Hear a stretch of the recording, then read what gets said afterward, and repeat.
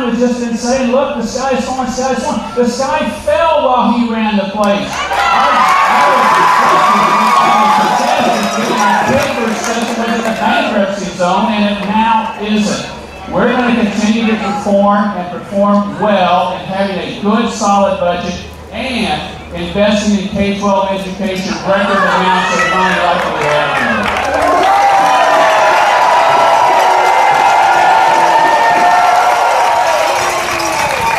Governor Brownback is just sticking his head in the sand on this issue. The $876 number has been disproved over and over again. You need to stop saying that. There was over $230 million in the bank when we took office and didn't know it. We are in this situation, make no doubt about it. We are in this situation of debt down the road because of the governor's economic experiment. $1.3 billion over the next 5 years. That is jeopardizing the quality of education for an entire generation of Kansas kids, including my daughter. And I'm not going to stand for it. We've got to do something about it. Time.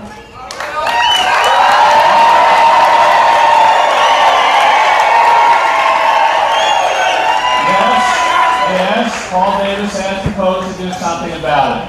It's to raise income taxes on the lowest income people in the state of Kansas. He is proposing to raise 17% income tax on people making $15,000. Why do people making $15,000? Why do they even pay income taxes in the first place? To earn money that they can keep and that they can use in their own lives. And here's the fundamental difference. He thinks the government spends your money better than you do. I think you spend your money better than the government.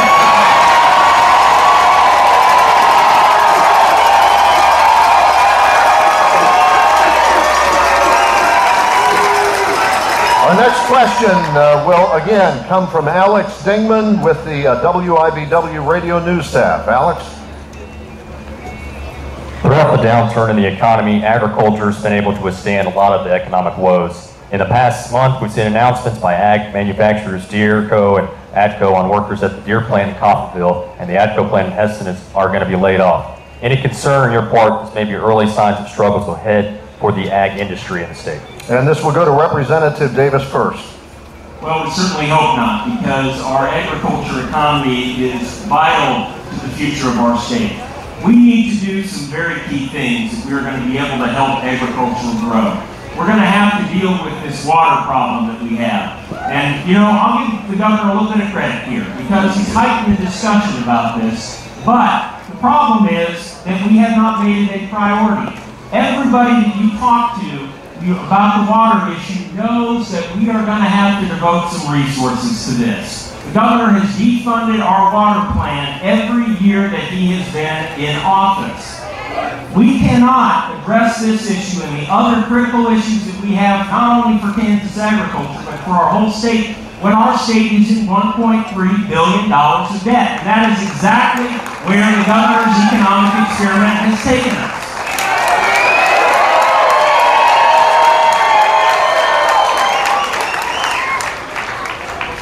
I have some concerns for the agriculture industry, and a lot of it comes from the Obama administration. The Obama administration wants to regulate water in every ditch in the state of Kansas. They want to rule the ditch. I say ditch the rule. The Obama administration wants to regulate prairie chickens in the state of Kansas. So in a third of the state, you can't farm. They want to regulate all of the range. I want you to be able to have a home and a business out on the range. This is what he stands for in an administration that is opposed to rural America. That is opposed to rural America, that's fighting our way of life and our opportunities. All I want to see us do is be able to grow. And under our administration, we have grown. Kansas dairy industry, fastest growing in America. Kansas wind production has doubled while I've been in office. Agriculture is growing and will continue to grow under a second Brownback administration. I'm a son of a farmer. I know agriculture. It's going to do well under the Brownback administration.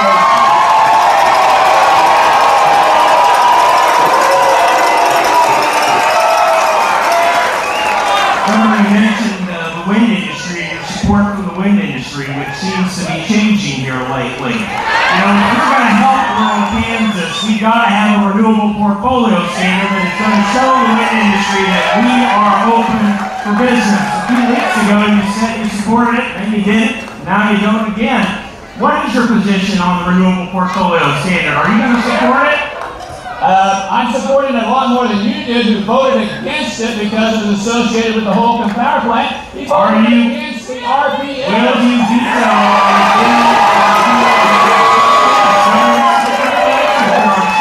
Let's see here if the bill gets to my desk. I will veto a bill that repeals our RPS. I will stand up for the wind industry in our state.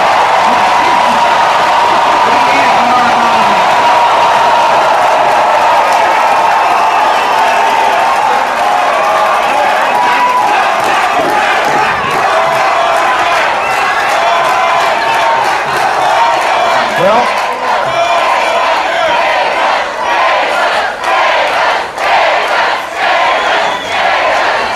all right, we need to get on with our questions. I'm certainly glad I wore my control briefs this morning. Nobody said this was going to be a dull debate, okay? All right, our next question comes from Nick Schween, Managing Editor, Hayes Daily News. It will go to Governor Brownback first. Touching on the water issue. Even as a plan to save the rapidly declining Ogallala aquifer is being put together, it appears there will be no push to force irrigators to cut down their usage. Voluntary efforts would be great, but they fly in the face of economics at times. Would either of you advocate doing what truly is necessary, mandate dramatic reductions? Thank you for the question on water. Without water, we have no future. And that's why I put so much time and effort into the issues of water in this state. Why we repeal the use it or lose it water doctrine that should have been repealed a long time ago. That's why we implemented a strategy that I think is the right way forward. It's the local intensive management areas. And that may be in the weeds for you. But what it is it's a group of agriculture, farmers, users, city people that are using water and bind themselves together to reduce the amount of water they use. We've got the first one in northwest Kansas. They bound themselves together over a 5-year period to reduce the amount of water they're using by 6 inches, and that will amount to a lot over a period of time to conserve and extend the Ogallala aquifer. This is a topic I've been working on since I was in law school and wrote on it. This is a topic I've worked on while I was Agriculture Secretary. We've got a 50-year water vision being developed. I have credibility on moving this topic forward, and we've got to address our reservoirs, some of which are silting in. We're going to start next year the first dredging of a reservoir in the state of Kansas, so we'll have water supplies in eastern Kansas as well. This is the most critical long-term issue that our state has. It is a complex issue. There are a lot of people who have very different opinions on this, but I will tell you that everybody who is a stakeholder in this debate will agree on one thing. It is going to take some resources to address this issue, and we have to address this issue because it is vital to our state's economy. The governor the other day attacked me for not having credibility. Well, you know, credibility would mean that you would fund the current water plan that we have, but he has defunded it every year he's been in office in order to subsidize his economic experiment that is failing our state, led to 3 credit rating downgrades, has got us 45th in the country in new business creation, and has run up $1.3 billion of debt that means more school cuts down the road.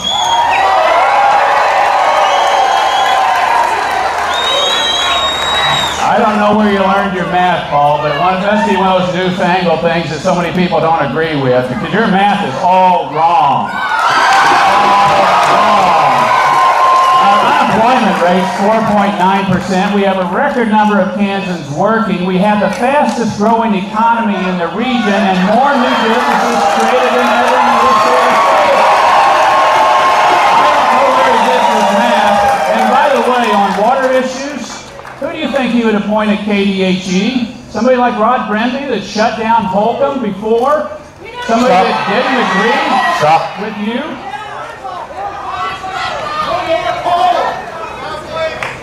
All right.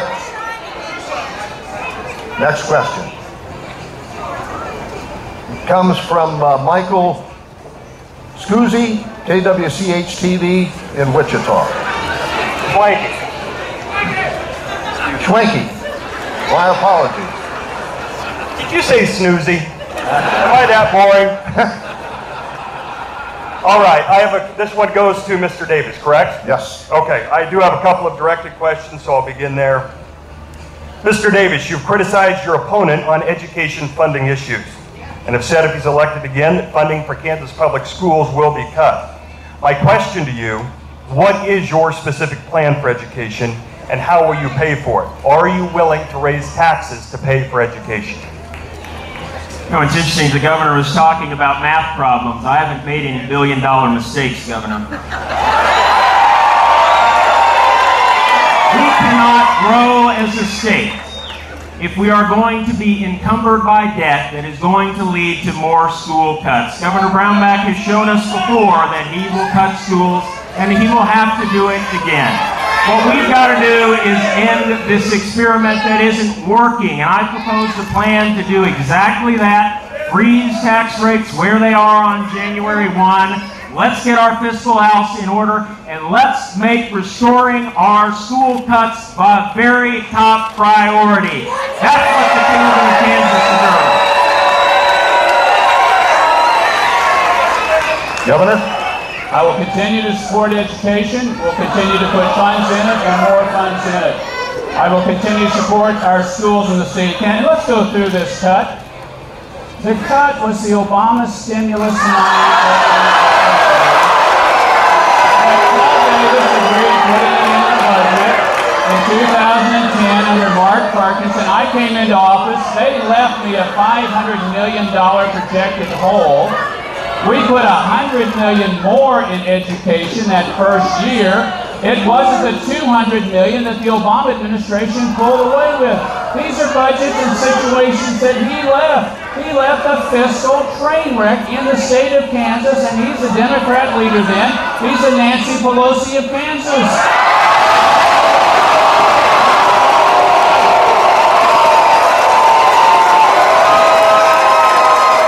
All right. 30 seconds.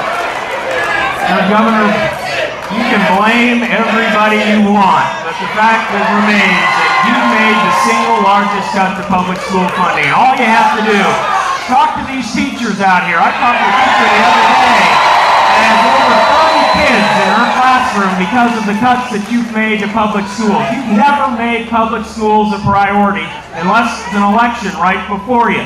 We need a governor who is a 12-year champion of public schools, and that's what I've been, and that's what I'll be as governor.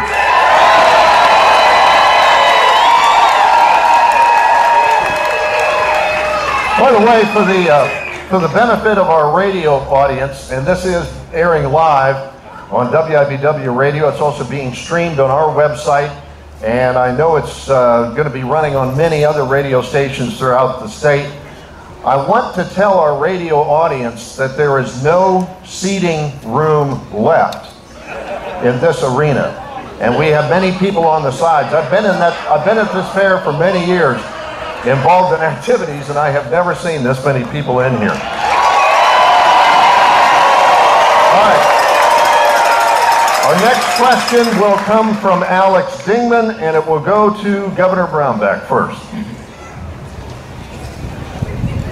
With fewer jobs offering pensions, some public pension systems facing underfunding, and more than 70 million workers without access to a retirement account at work, what will you do to help Kansans save so they can have a secure financial future? One of the key things we've already done for Kansans that are saving for the future is fix the capers mess that I inherited. The capers system within the bankruptcy zone, and there are about 250,000 Kansans on capers. It was in the bankruptcy zone with about a $10 billion unfunded obligation that was in it. It was second least funded in America, and fortunately Illinois was there. We've been the least funded in America of our pension system. So Jeff Collier and I went about fixing it. We put more funds in it. We put more funds in capers. Changed the system for next year. People have a cash balance system on the new folks that are coming in. And now on a number of different rating agencies, we're rated about middle of the pack, and we're out of the bankruptcy zone on capers. It's an amazing accomplishment that we're able to do on a bipartisan basis and move that system on forward so that we can save.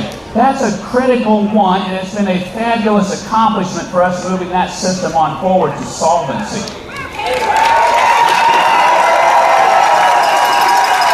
I'm very proud to have as my running mate Jill Docking, who has devoted 30 years as a financial advisor, and she has been a strong advocate on this issue for many, many years, and you can bet that she will be involved in it in our administration. What we can do to help people save is to get our economy above the national average, not below the national average.